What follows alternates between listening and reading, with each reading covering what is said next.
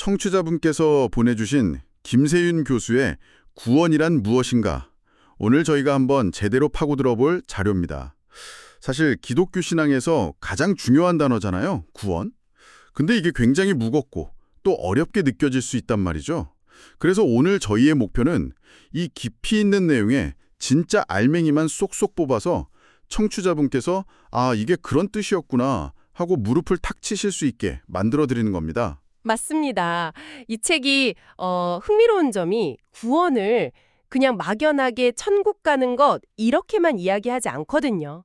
시작부터 우리가 지금 겪고 있는 이 모든 고통 또 악의 문제가 사실은 구원이랑 바로 연결된 문제라고 딱 던져요.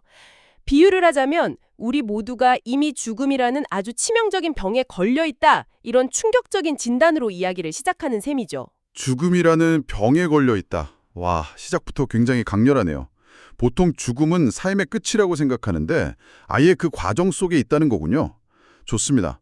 그럼 대체 우리가 왜 구원을 받아야만 하는지 그 근본적인 진단부터 한번 자세히 들여다보죠. 책을 보면 우리가 겪는 거짓말, 미움, 불이익 같은 모든 악과 고난이요. 이게 사실은 죽음의 증상이라고 하더라고요. 그러니까 감기 걸리는 열나고 기침해야 하는 것처럼 우리 사회나 개인의 문제들이 사실은 더 깊은 병의 증상이다. 이런 거죠. 바로 그겁니다. 겉으로는 멀쩡히 살아 움직이는 것 같지만 실제로는 이미 그 죽음의 힘에 지배당하고 있다는 진단이에요. 그리고 그 병의 근본 원인, 그러니까 바이러스의 정체를 죄라고 딱 지목합니다. 여기서 잠깐만요. 보통 죄라고 하면 거짓말하지 마라, 도둑질하지 마라 이런 윤리적인 계명을 어기는 걸 생각하잖아요.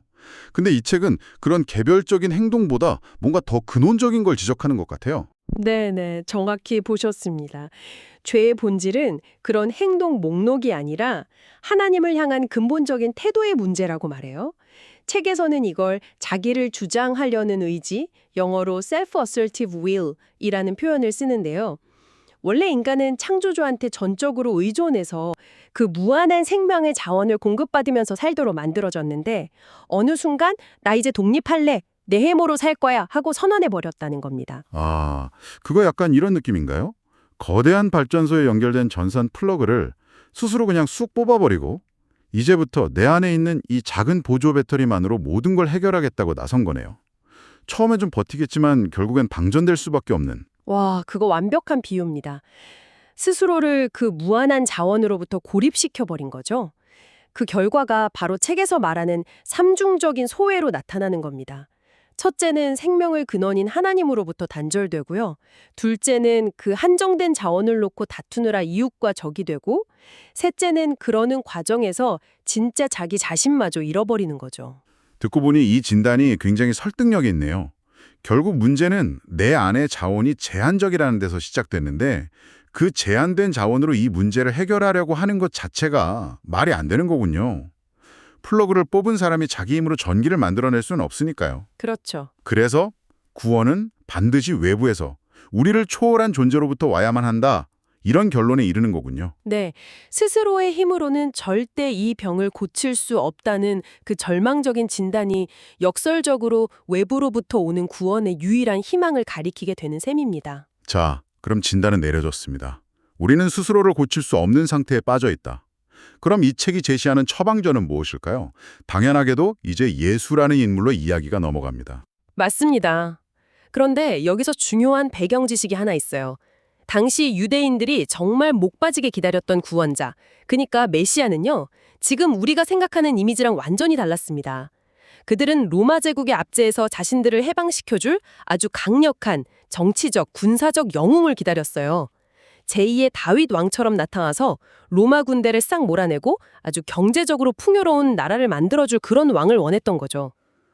배고픔과 억압이라는 아주 현실적인 문제로부터의 구원을 바랐던 거네요. 그런데 예수는 완전히 다른 길을 가잖아요. 오히려 힘없이 십자가에 매달려서 죽음을 맞이하죠. 당시 사람들, 특히 예수를 따르던 제자들 입장에선 이건 완전한 실패이자 배신감마저 느꼈을 것 같아요. 엄청난 충격이었을 겁니다. 심지어 유대 율법에 따르면 나무에 달린 자는 하나님께 저주를 받은 자였거든요. 그러니까 예수는 신에게까지 버림받아서 죽은 실패자로 보였을 거예요. 모든 게 끝났다고 생각했겠죠. 그런데 바로 그 순간 부활이라는 정말 누구도 예상치 못한 사건이 모든 판을 뒤집어 버립니다. 부활이 이 모든 이야기의 결정적인 반전의 키가 되는 거군요. 그렇습니다. 부활은 예수가 틀리지 않았다, 그의 길이 옳았다는 하나님의 가장 강력한 인증 마크 같은 거였어요. 이 사건을 적고 나서야 제자들은 십자가의 의미를 완전히 다시 해석하게 됩니다. 그건 저주나 실패가 아니라 예수가 평소에 가르쳤던 대로 모든 인류를 그 죄와 죽음의 문제로부터 구원하기 위한 대속적 죽음이었다는 걸 깨닫게 된 거죠. 책에서 이 부분을 설명하면서 요한복음에 나오는 오병이어 기적 이야기를 예로 든 게 정말 인상 깊었어요. 예수님이 빵 5개랑 물고기 2마리로 5,000명을 먹이니까 사람들이 막 열광하면서 이 사람을 우리의 왕으로 삼자 이러잖아요. 자신들의 배고픔을 해결해줄 정치적 메시아의 모습을 본 거죠. 바로 그 지점입니다. 군중들은 당장의 경제적 문제 해결을 구원이라고 생각했지만 예수는 그게 본질이 아니라고 분명히 선을 긋습니다. 너희가 찾는 건 썩어 없어질 양식이지만 내가 주려는 건 영원한 생명을 주는 생명의 떡이다 라고 말씀하시죠. 여기서 말하는 영생은 단순히 오래 사는 게 아니고요. 생명의 근원이신 하나님과의 관계가 회복됨으로써 얻게 되는 어떤 질적으로 다른 풍성한 삶을 의미해요. 정치적, 경제적 구원을 넘어선 더 근원적인 차원의 구원을 이야기한 겁니다. 알겠습니다. 그러니까 2000년 전에 있었던 예수의 십자가와 부활이 인류의 근본적인 문제에 대한 객관적인 해결책으로 제시되었다. 여기까지는 이해가 됐습니다. 그런데 그게 지금을 사는 저와 무슨 상관이 있는 걸까요? 그 과거의 사건이 어떻게 오늘 나의 현실에 영향을 미치는지 그 연결고리가 궁금해지는데요. 아주 중요한 질문입니다. 책에서는 그 연결고리로 믿음을 제시합니다. 여기서 말하는 믿음은 예수가 바로 나를 위해 죽고 부활하셨다. 이 복음의 메시지를 그냥 지식으로 동의하는 걸 넘어서서 인격적으로 받아들이고 신뢰하는 것을 뜻해요. 그 믿음을 가질 때 구체적으로 어떤 일이 일어나는 건가요? 책에서 내포적 대신이라는 좀 어려운 신학 용어를 쓰던데 이게 무슨 뜻이죠? 조금 복잡하게 들릴 수 있지만 핵심은 연합이에요. 우리가 예수를 믿을 때 마치 우리가 그와 한 몸처럼 연합된다는 개념입니다. 그래서 예수님이 십자가에서 죽으실 때 우리의 옛사람, 즉 하나님으로부터 독립해서 자기 힘으로 살려던 그 자아도 함께 죽고요. 예수님이 부활하실 때 우리도 하나님과 연결된 새로운 생명으로 함께 살아난다는 의미입니다. 그의 죽음과 부활 안에 우리의 죽음과 새 생명이 포함된다는 거죠. 와, 굉장히 심오한 개념이네요. 솔직히 한 번에 와닿지는 않는데 책에서 이 추상적인 개념을 이해시키려고 4가지 그림 언어, 그러니까 은유를 들어서 설명하는 부분이 있더라고요. 이게 정말 도움이 많이 됐어요. 맞아요. 구원이라는 이 거대한 실제를 여러 각도에서 비춰주는 아주 효과적인 방법이죠. 첫 번째 그림이 의인됨, justification입니다. 이건 법정에서 쓰는 언어예요. 유죄 판결을 받을 수밖에 없는 죄인이 있는데 예수님 때문에 재판관이신 하나님이 무죄 하고 땅땅땅 선언해 주시는 이미지예요. 그래서 하나님과 올바른 관계 속으로 들어가게 되는 거죠. 아, 법정의 은유. 두 번째는 화해, reconciliation이었죠. 이건 관계의 언어고요. 하나님과 원수처럼 등을 돌리고 살던 우리가 이제는 둘도 없는 친구처럼 아주 친밀한 관계로 회복되는 그런 그림이네요. 그렇죠. 세 번째 그림은 하나님의 아들됨, 즉 입양, 어답션입니다. 이건 가족의 언어죠. 제가 개인적으로 가장 좋아하는 은유이기도 한데요. 앞선 2개가 뭔가 잘못된 걸 바로잡는 느낌이라면 입양은 차원이 좀 달라요. 그냥 죄를 용서받는 수준이 아니라 아예 하나님의 자녀가 되어서 그분의 모든 것, 그 무한한 자원을 상속받을 상속자가 되는 겁니다. 아까 말한 영생, 삶의 질이 완전히 달라진다는 게 바로 이 의미입니다. 그러네요. 무죄나 화해보다 훨씬 더 적극적이고 친밀한 관계가 느껴져요. 그리고 마지막 4번째 그림이 새로운 피조물, New Creation이죠. 이건 창조의 언어고요. 하나님을 향해 완전히 닫혀있던 옛 존재가 죽고 하나님을 향해 활짝 열린 새로운 존재로 다시 태어나는 말 그대로 근본적인 변화를 말하는 거군요. 맞습니다. 법정, 인간관계, 가족, 창조 이 4가지 그림은 전부 다른 각도에서 보이지만 결국 하나의 실제를 가리키고 있어요. 바로 스스로 뽀나버렸던 그 플러그를 다시 꽂는 것. 나의 제한된 보조 배터리가 아니라 하나님의 그 무한한 발전소에 연결되어 살아가는 삶. 그것이 바로 구원의 실제라는 겁니다.